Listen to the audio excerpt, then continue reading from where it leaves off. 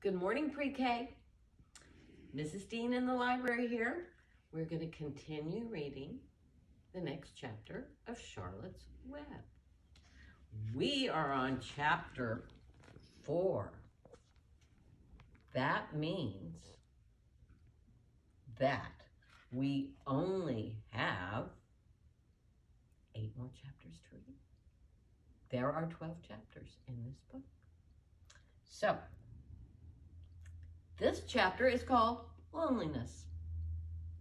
Do you ever feel lonely? I think everybody feels lonely sometimes.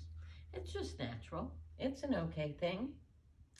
We can find friends and then we won't be lonely. So this is about how Wilbur starts to have friends. And he's about to make a really, really important friend pretty soon.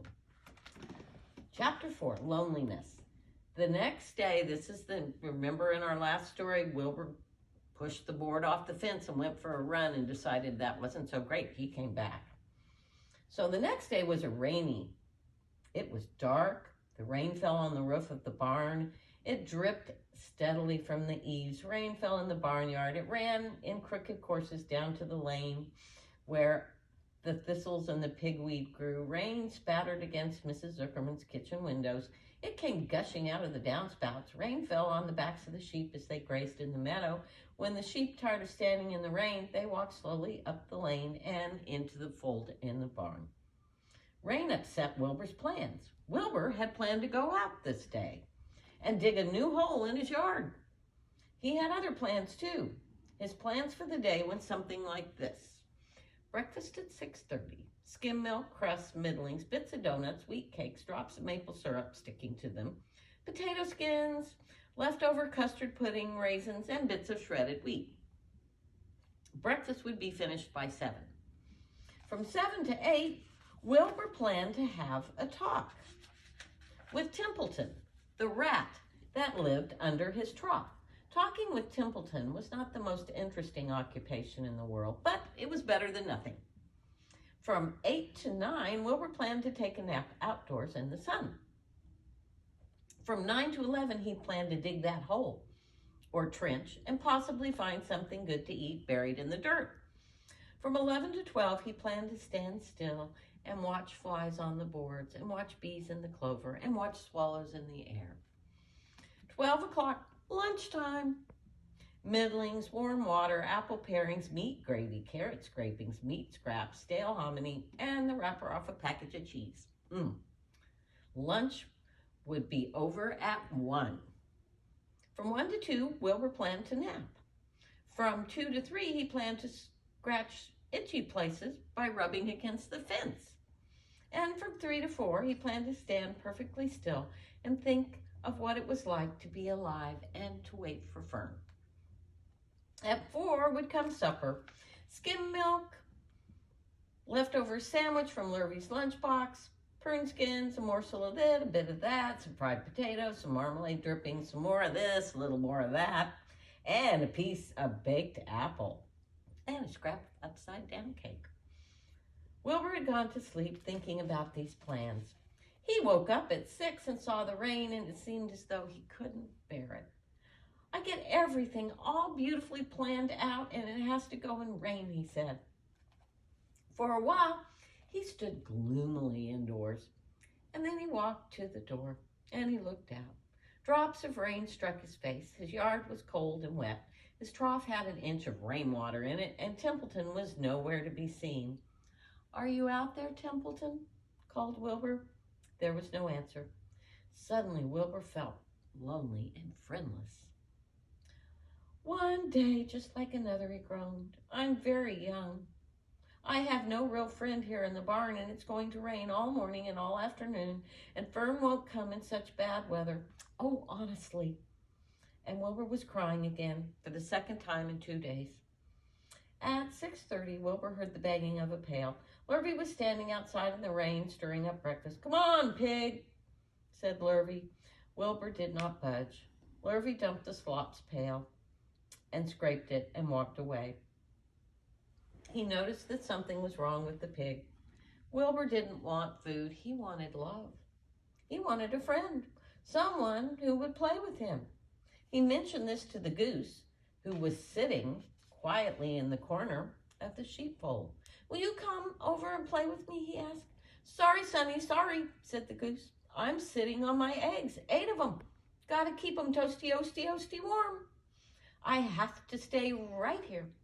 I'm no flibberty-ibberty-ibberty gibberty. I do not play when there are eggs to hatch. I'm expecting goslings." "Well, I didn't think you were expecting woodpeckers," said Wilbur bitterly. Wilbur next tried one of the lambs. "Will you please play with me?" he asked. "Certainly not," said the lamb. "In the first place, I cannot get into your pen, as I'm not old enough to jump over the fence. And in the second place, I'm not going to be interested in pigs. Pigs mean less than nothing to me." "What do you mean less than nothing?" replied Wilbur. "I don't think there's even such a thing as less than nothing. Nothing is absolutely the limit of nothingness. It's the lowest you can go. It's the end of the line. How could something be less than nothing? If there was something that was less than nothing, then nothing would not even be nothing. It would be something, even though it isn't. It's just a little bit of something. But if nothing is nothing, then nothing is... then nothing has that. It's less than it is." "Oh, be quiet," said the lamb. "Go play by yourself. I don't play with pigs." There's the lamb telling Wilbur. Not very friendly, huh? Sadly, Wilbur lay down. He listened to the rain. Soon he saw the rat climbing down a slanting board that he used as a stairway. "Will you play with me, Templeton?" asked Wilbur. "Play," said Templeton, twirling his whiskers. "Play? I hardly know the meaning of the word." "Well," said Wilbur, "it means to have fun, to frolic, to run, to skip, and make merry." "I never do those things if I can avoid them," replied the rat sourly. "I prefer to spend my time eating, gnawing, spying, and hiding. I'm a glutton, but not a merrymaker. Right now, I'm on my way to your trough to eat your breakfast, since you haven't got sense enough to eat it yourself." And Templeton the rat crept stealthily along the wall. He disappeared into a private tunnel that he dug between the door and the trough in Wilbur's yard. Templeton was a crafty rat, and he had things pretty much his own way. The tunnel was an example of his skill and cunning. The tunnel enabled him to get from the barn to his hiding place under the pig trough without coming out into the open. He had tunnels and runways all over Mr. Zuckerman's farm and could get from one place to another without being seen. Usually he slept during the daytime and was out only after dark. Wilbur watched him disappear into his tunnel.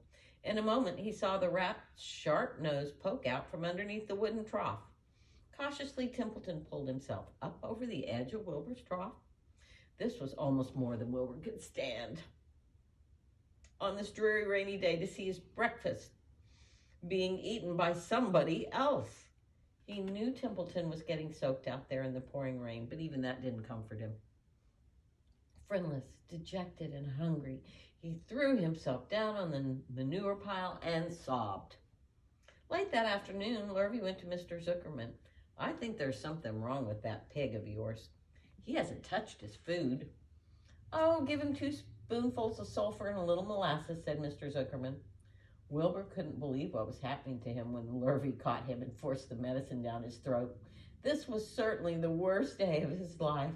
He did not know whether he could endure the awful loneliness anymore. And here's Wilbur. He's lying. He's crying. He has big tears in his eyes.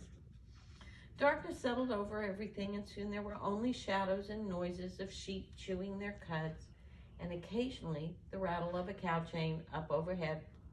You can imagine Wilbur's surprise when out of the darkness came a small voice he had never heard before. It sounded rather thin, but pleasant. "Do you want a friend, Wilbur?" it said. "I'll be a friend to you. I've watched you all day." and I like you. But I can't see you, said Wilbur, jumping to his feet. Where are you and who are you? I'm right up here, said the voice. Go to sleep. I'll see you in the morning. Well, would you be able to sleep? That is the end of that chapter. Now, the next chapter will be chapter 5. We're doing a great job here. We're going far. So, spend some time thinking about who might be Wilbur's new friend. And I will see you next time.